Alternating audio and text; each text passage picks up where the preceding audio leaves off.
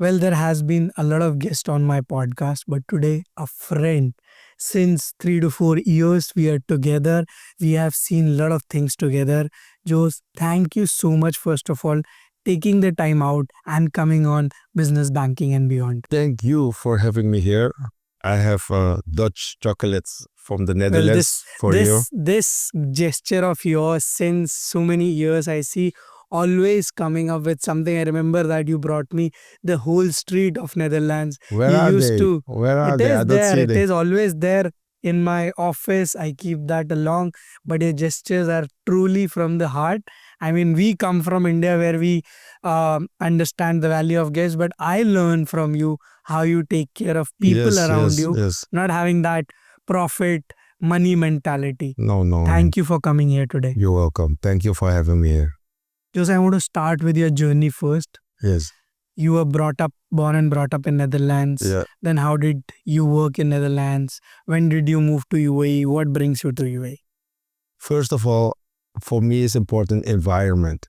Holland is very chaos, and Dubai has a pretty environment that you are safe.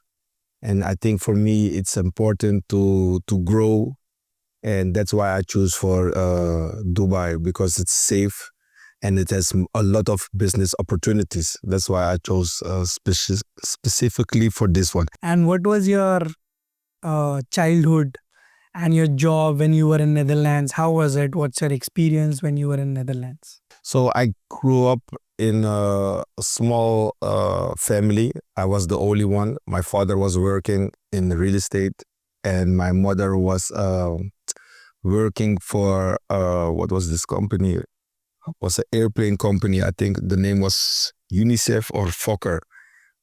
She was a high member. She was the only black woman in this white how do you say that, environment, and she worked her way up good. And I had a pretty good youth, I could say. The neighborhood was tough. I come from a tough neighborhood. I see a lot of things, but that was also something good, that I was like, this is also what I don't want for myself. So environment always kept in my mind, like, this is very important. I have to choose my environment wisely. So, what was your work experience when after your childhood? How was So it? I went to school because I like to learn. Because if you learn, I noticed that, hey, you feel nice, you feel great, and always was greedy to learn. So I had multiple jobs because my parents, they had a very good living, but they always was tough for me. And they say, no, if you want us to what was the quote for my father? If I give you everything, you will hate me. And I was like, yeah, but you are my parent. You have to give me everything. No, if I give you everything, you will hate me. So that means you have to work for your own. And And this is which age when he was telling you? he was young. He always say to me, you are a Superman. I was like, why? Because if I have to talk to you like a baby, you will act like one. So since I was young, he was talking to me like I was a Superman. And this is also the way I talk to my children. By the way, I'm also a grandfather. No, I know. I have spoken to your grandchildren and I can see the level of activeness, youngness you have in yourself. I was amazed to see that day that you have grandchildren. Congratulations Thank you, for that. thank you, thank you. How you take care of your kid, I understood a lot on that day when we were together. So the what I always say to myself, as a parent, for me, it's important to be a parent, but also to be a friend with a level of respect. This is for me important, that they can say everything to me, but they can also ask everything to me. And what I do on a friendly way in childhood play is like, for example, you want this? Okay. For me, education is the number key. So you have to read this book. I want them to read every month one book. So I divide the pages in the days. So they say, okay, you have every day this pages to read. If you do this, I will give you this. So what I do, they learn, but I give them something that they really actually likes. So I have this book and after the first book, they were hooked. There was like, wow, I want to elevate, I want to learn more. I want to know more. What other things you do with your kids? Because every time I speak to you, I get to learn something. So the first thing what I did smart is this I didn't have for my parents, but because they give me so much love and knowledge, the best thing what I can do. I think I told you before. How old is your son now? 3 years. So when he's 7, you make a trip with him. Let him choose a country in the world and ask him the why. I am always curious about the why. Ask him the why. When you do that, you go on vacation 7 days. This is the best bond you can make with your child. Because in this hectic life, where are you 24 hours with your son? Never. Never. Your son cannot see you 24 hours. You come home 6 o'clock, he has to sleep 8 o'clock. It's 2 hours. The next morning you have to work. So maybe how many hours you will see your son? 3 or 4 hours in a day? Add that to a week. Add that to a month. So when he is 7, go with him on vacation, because through 0 and 7, your child is in a hypnotic statement. So from 7 to 12, his brain goes to another statement. So from 0 to 7 is very important, but take 7 as your measure and go on vacation with all your kids one by one. That's the best what you can do. You make the best bond forever. I remember you telling me a lot of things about that. Thank you so much for that advice again. Moving on to your work experience in Netherlands, how was that? I learned a lot. At mall, I started with newspapers in the morning, and remember it was cold and I was scared in the dark, but still I did it because I want to know, okay, you have to start from the bottom. Then I worked at Burger King. I remember I worked for a telecom company. I worked at the bank. So yes. So a whole lot of experience just to get that learning skill and hard work. Yes. So what could be the 3 major reasons which made you decide to move to Dubai, UAE? I mean, in the Netherlands, if you're talking about business opportunities, in my perspective, you cannot compare to Europe, especially the Netherlands. Here you have more business opportunities, big business opportunities, more reasons to grow. So that was actually one of the most reasons that I say I have to come here to this country. And back then in Netherlands, how did you understand? What was your research level? Were people around you in Netherlands, left, right, center, in Europe itself, were moving to Dubai? How did you see that coming? You want one word? Tax. That was the most the one of the most, the tax rules over there is killing. It's killing. Why do you think high taxes are not good for the country? I understand your major reasons: infrastructure, safety in the country, business opportunities, and one major is tax. Why do you think high taxes are not good for the countries? And that's one of the reasons people from all across the world want to move to UAE. Look, basically, if you're living in a country why you work so hard to provide for your family and everything, in 6,000 kilometers, you have a country where they have more and better business opportunities with zero tax. Why should you stay in the Netherlands then? People say, step out of your comfort zone and go there and build generational wealth for your family. Why is you give this away to the country who invested in war and everything? It doesn't make sense for me. Nice you mentioning about the generational wealth. So you mean to say the major reason, although a lot of people get comfort, citizens get comfort that they are getting social welfare, they are getting pensions across the board. But whenever I meet somebody from Europe, they have the same mentality that we want to work hard and we want to make generational wealth rather than sitting and getting pensions, which ultimately is getting taxed from your own pocket. Yes, correct. And I think in that kind of atmosphere, you create the people. You create a big gap between the rich and the poor, and that's why this environment was not good for me and my family, and that's Got it. why I So, what decided. is the biggest transition you saw when you moved first time to Dubai? What was your transition? I would say the biggest one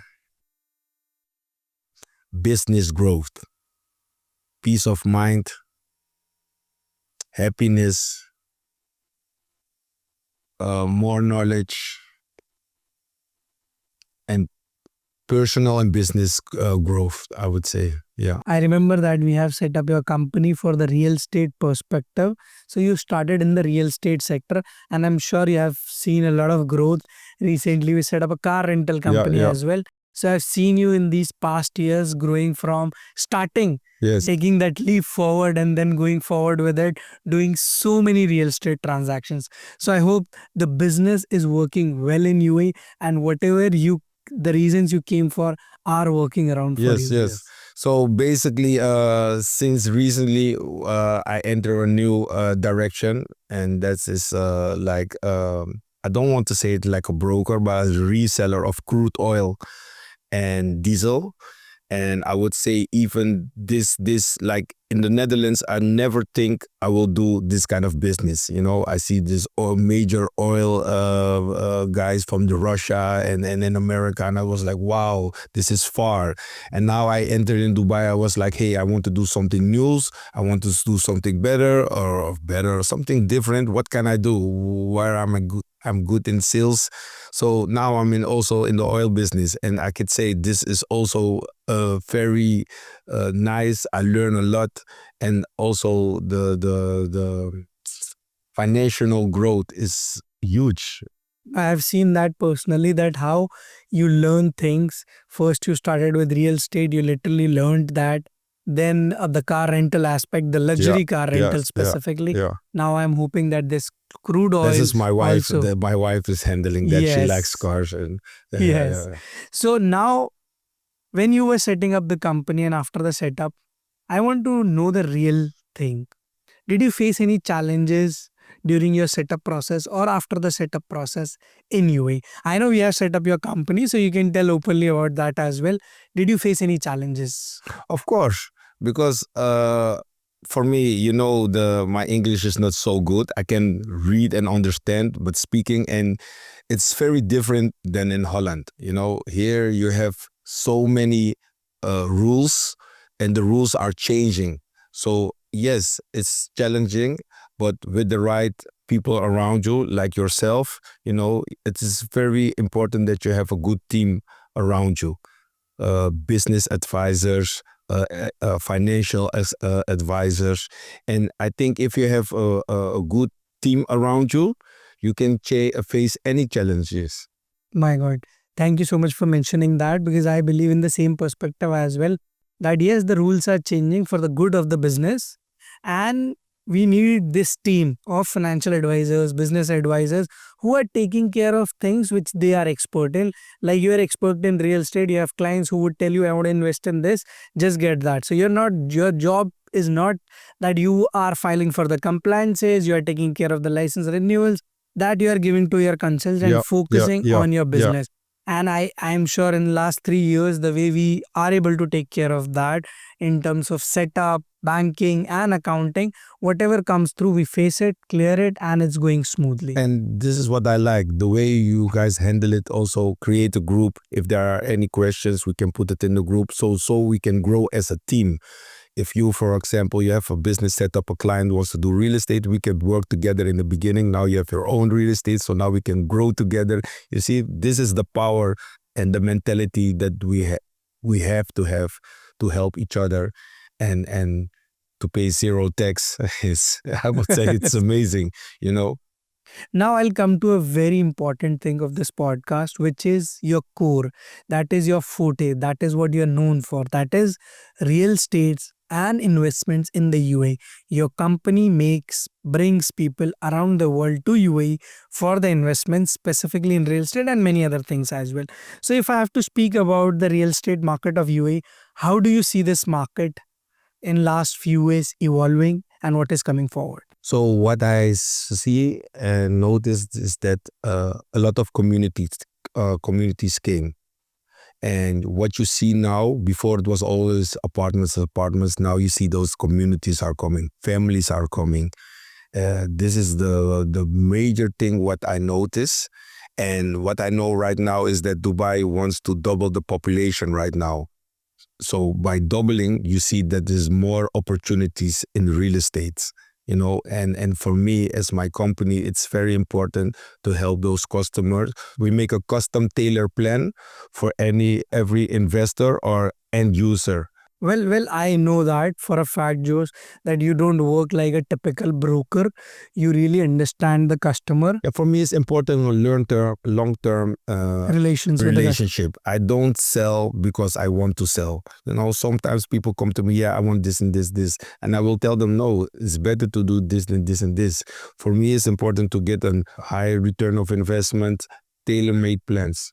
Okay, that's what I have been understanding since few years working with you, that every investor comes to you, you really understand his investment scope and give him the luxury property, ROI based property, anything which he needs, not just giving him anything which is on Correct, your book, correct. selling him Yeah, off yeah, plan for yeah. any developer. No, I don't like And that. most of that customers are high net worth, ultra high net worth customers. That's where my next question comes. What is the highest amount of deal which you have closed and highest amount of deal which you have worked on? Because sometimes we work on a very big deal, it does not close it. So I want to that So know. this is a funny question that you're asking me, because yesterday what I showed you the thing, this will be my highest one. I sold yesterday an apartment of 79 million dirhams, and the customer, I cannot say his name or whatever, is confidential, and he asked me, I want two of those. I want one to live in and one for my business relationship. So that's about 180,000 dirhams, million dirhams. So I think that will be the biggest one, and it was yesterday, and today I have this That's, I podcast. think, again manifestation. So what is a piece of advice for a lot of property agents who are just selling for the sake of selling it? What advice do you give that if you have to achieve this level of deals? So basically, what I will say is to go back actually to yourself. When you do this kind of deals, that means you are chasing, and actually, what you have to do is attract. When you attract, that means you work from your pureness and your higher self. So you don't run anymore. Of course, you work, you put the effort. But when you have this mentality that you don't want to chase, but that you will attract the customers and you can give better advice. Because before I was also like that, chasing. I want to sell. But I I realized that this is not the mentality. So I start to begin to find the peace in myself, and it goes actually a little bit deeper. Did I have, are there any traumas inside of me? Yes. Okay, heal from your trauma, because why you do certain things, it's always, you have always the answers in yourself. So I had to go back in myself to become and create a better version of myself, so that I don't have to chase anymore. So I create and I attract, so I can give my clients also a better result, so they can also be happy. I got it. So I bring spirituality in it, own belief, own creation. Don't chase, attract, and you will get the best results. And you are getting the results. Just what are the key trends which you see in the real estate market? I have been hearing this from past 1 year that Dubai market is already topped up, means it's already on the higher side of it. The per square feet on off plan, ready to move, anything you speak is already on the higher side, because everybody around the world just wants to move to UAE because of every single reason they want in life. So what do you think is the key trend in the real estate market? Do you also believe that it has topped up? No, it isn't. And I don't think for the coming years it will be, because they also want to double the population. And if you read the numbers never lie. I don't think it's stopped now. So you believe that the population coming to the country is going to continuously increase. The opportunities are high, and the demand supply game, if we see, still the demand is much higher than what is being supplied in the market by all the developers together. Because look also, only last year, 125 million visitors only in Dubai Mall. Only. So if you take 10% of that amount of people, you can also see how many people are also coming in this country. If you look at the numbers, how many apartments are building, there are 90,000 buildings built of apartments. So if you add the numbers together, you can see a great, huge opportunity.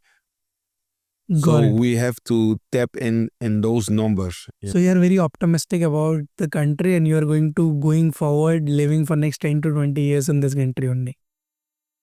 Like I make my plans always calculated. I check 1 year, 1 month, for example. But for the coming 10 years, I will be in this country. Yes. So, just when you're guiding your customers to buy their real estate, their first or the new real estate which they are going to buy, what's your checklist? How do you guide them in terms of area, location, developer, ROI?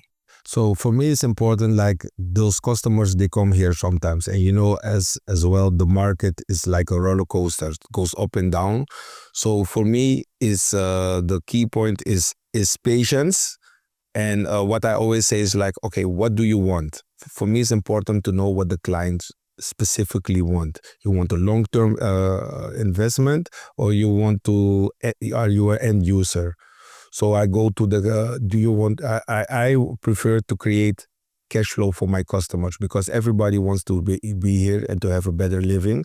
And most of my clients, they are investors. So we are looking for how to get the best cash flow, the highest ROI. So I use every time automatically data analysis, and then I will make a checklist for my clients, and based on that, I give them the best. How you say the word? I like it. Tailor-made. Plan. Got it. So, do you have some pre-assumptions in your mind that this is the best area for the client, this is the best location for the Yes, client? me, I like to have numbers, because numbers don't lie. If you look, for example, at Blue Waters, for your customers that don't know the Dubai. So in Dubai have different places. Everybody knows the Palm, You have Blue Waters is also a place in Dubai. The price now is, for example, 8,000 per square meters. Before it was 2,000. So what I will do, I pick the plan of Dubai. I look to with my team, like, okay, which places is new? For example, you have Maritime City. The price there is 2,000 dirham per square meters. It's an ocean view. It is a city view. So personally, I will put my money on a place there where you can buy very low with a great chance to grow. I'm getting that answer also when people say the market is inflated or it's already topped up. I would say if you go for some places like you mentioned Blue Water or some places, other places, I don't want to give names specifically. If you're buying high on some specific things, then market could be seen little bit inflated. That's because too much people bought there. But there are many options right now in the market where you buy low and you wait patiently and see That's why I say capital appreciation. one of the major keys, what is very important, is patience. When you have patience, then you can get the best results. Don't buy from an emotional aspect. People say, yeah, I want to live on the palm. Yes, okay. But start at the beginning. If you don't have this money yet, start low, and then you can look at me. When I came here, I wanted to live also at the palm. Now I can live at the palm. I don't want to live at the palm anymore. So, patience is the key. And you have a lot of places where you can buy a good investment and get a good ROI. So, if you had to tell me three major mistakes which a new investor in real estate would do in UAE, what could be those three mistakes? Um, Not know the numbers, no patience, and a poor cash flow. Deal. Yes. Okay. I understood the numbers that you really need to know what was the market per square feet for that location. How is it going forward since last 5 to 10 years? So this is your number. Patience is very clear, not jumping on the deal right No, away. but what you also see is a lot of investors or people that want to start here. They want to start something, but they don't have the idea of how it is. They didn't do their researches. They have a poor cash flow in their business, and I think that is one of those most mistakes that I have How do seen. you define cash flow here? I understood the point of patience very well. I understood the point of not looking at the numbers. What do you mean by cash flow here? So with cash flow, what I mean is that you create business that gives you money passively. You know, yeah. I think that is the one of those more, and that's why also in your own business, it's very important that you management also your cash flow, that you don't spend it on unnecessary things. Invest in education or in business growth. And what you also see is the mistakes is that people make. They spend their money on things that is not necessary. So I think that's why it's a group of a financial team is very important. This is what I also did: invest in people who can manage me with my cash flow, with my money. Got it. Got it. So this is very clear to me. Now there is a lot of talks around the new casino which is coming in Ras Al Khaimah. What's your view on that and how it is going to affect the UAE real estate market, specifically RAC, I think. So basically, when I heard of this project, I knew right away it will be a success. Why? People like new things, and this is something that Dubai is doing very smart. Every few years they're coming with a major project, and I think it's very smart what they are doing. A lot of people say, yeah, but it is haram, it's haram. I understand that, but from a business perspective, I think basically it's a wise idea. Nobody had belief in Ras Al Khaimah in the beginning. Yeah, who would go there? Who would go there? Look now, it increased with 300%. I remember in 2017 when I was staying in the Atlantis Hotel, they had a huge announcement. We're going to open the Royal Atlantis. A lot of people will say, yeah, who will go to Royal Atlantis? Look, Atlantis now. You could buy an apartment for $1 million. Look, this apartment, what I want to sell now. It's about 20 million euros if you do it from 80 million dirham to euros. So just to see like Ras Al Khaimah will be, I think still is going to be a very good project.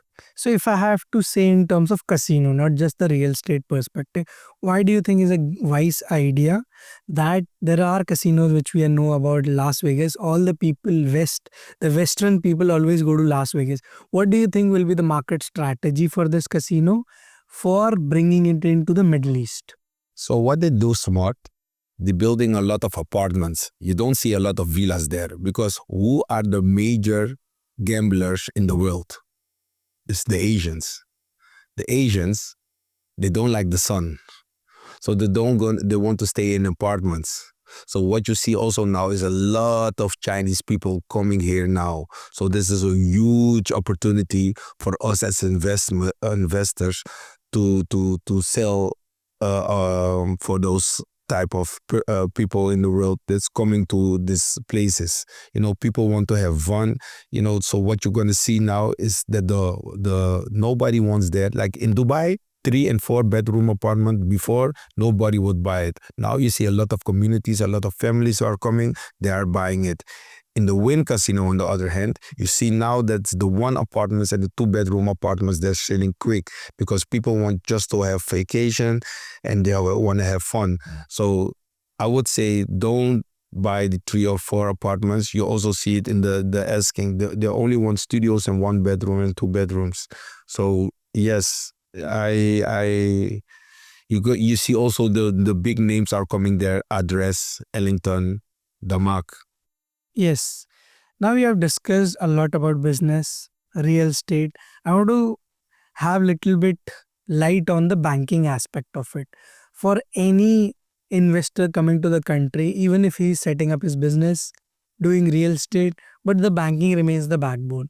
So if I have to ask you, how was your banking experience in UAE? Did you face any challenges? The first thing what I did, I think I can do everything by myself. I don't need anybody. I can do it myself. Yes, then you're going to face a lot of challenges because they want to know. Basically, what I want to say again here in Dubai is create a good team of legal knowledge, banking knowledge, financial knowledge, and they can help you in this process. Got it. So you want to say there is no challenges until unless you take advice from the right Yeah, people. yes. And you Don't go and think to create a wheel for yourself again. Just copy and paste is the best advice. Don't do things by yourself. So basically, whether it's a bank or an investor, if you are able to limit his risk, you are going to get the funding in UAE, whether a private investor or a bank. So there is no challenge. If everything is in place, you are definitely going to get the funding. So thank you so much for mentioning that, because that remains a very important aspect. Now it's time to summary up the whole podcast. Whatever we learned for all the people who watch business banking and beyond. So let's start from the first scratch. So we started with your journey, what you learned from your father, and that gave me a lot of learnings for me as a father as well, about that he wanted you to be a superman.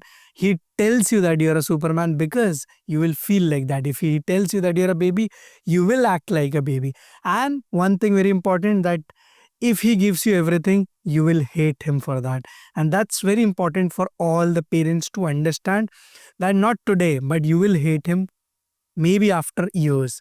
So that is a very important point. Then we discuss about your reasons to move to UAE from Netherlands. I understand that you are visionary enough to understand that in 2000 itself, that you have to move to UAE because this is going to be the next big thing in the Middle East, and it happened. So thanks to your vision, that you came here and established your real estate company. Then moving on, we discussed that when you came to UAE, you saw that opportunity in the real estate sector, and you started your company in real estate. And you're not just like a property, any other property agent. You really create custom made plans for your customers, which creates a long term generational wealth for your customers. And we discussed that the market is not inflated, it's not topped up. If you find the right opportunities, but not follow the game of every other investors, that this is the place which we should invest in, this is the, but ideally going with the data, with the numbers, be patient and understand the market to invest in the right. Then we discussed about comparison of Europe and UAE, why we should invest in UAE, that is more capital appreciation, a much better ROI, and again the generational wealth aspect. Then we discussed that why you should choose, make a great team in UAE, whether outsourced or in-house, which guide you for the business setup process, for the banking process, for the legal process, for creating the cash flow and financial health of the company. Whether you outsource, whether you create in-house, but you have to make sure that you are doing this, creating the ultimate cash flow to create that wealth for you.